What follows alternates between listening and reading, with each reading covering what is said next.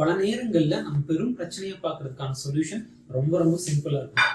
அப்படி நம்ம கம்பெனிஸ் தான் பெரிய பிரச்சனைகளா பார்க்கறது ஒரு ப்ரொஃபஷனல் கல்ச்சர் எம்ப்ளாயிஸ் கிட்ட இல்ல அட்ரிஷன் ரொம்ப அதிகமா இருக்கு அப்படிங்கிறது என்னன்னா, அப்போ அப்படி நம்ம பார்க்கும்போது இதுக்கான சொல்யூஷன் என்ன அப்படின்னு நம்ம தேட ஆரம்பிக்கிறோம்.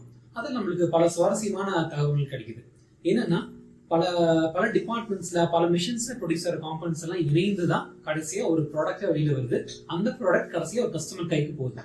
அப்படி ஒரு கஸ்டமர் கைக்கு போகும்போது அங்க இருக்கிற பெனிஃபிட்ஸ் என்ன அப்படிங்கிறது எப்போ ஒரு ஆப்ரேட்டருக்கு தெரிய வருதோ அப்போதான் அவங்க கனெக்டரா வேலை செய்வாங்க.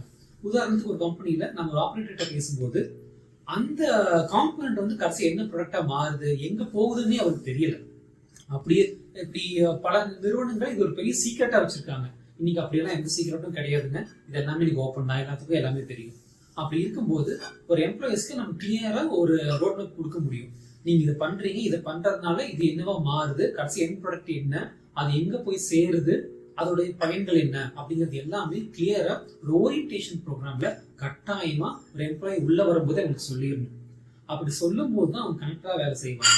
இந்த ஓரியன்டேஷன் ப்ரோக்ராம்ல இன்னும் குறிப்பா இந்த கம்பெனி எப்ப ஆரம்பிக்கப்பட்டது, யாரால் ஆரம்பிக்கப்பட்டது, இதோட டிராவல் என்ன, எப்படி சின்ன ஸ்கேல் ஆரம்பிச்ச கம்பெனி இன்னைக்கு எவ்வளவு பெருசா வந்திருக்கு, அப்போ இவ்வளவு லாங் டிராவல்ல நம்ம கூட இருந்தவங்க இன்னைக்கு என்ன பெனிஃபிட்ஸ் எல்லாம் அனுபவிச்சிருக்காங்க, இதெல்லாமே கட்டாயமா இன்னைக்கு உள்ள வர ஒரு எம்ப்ளாய்க்கு, அதுவும் குறிப்பா இந்த தலைமுறை கண்டிப்பா எதிர்பார்க்கறாங்க.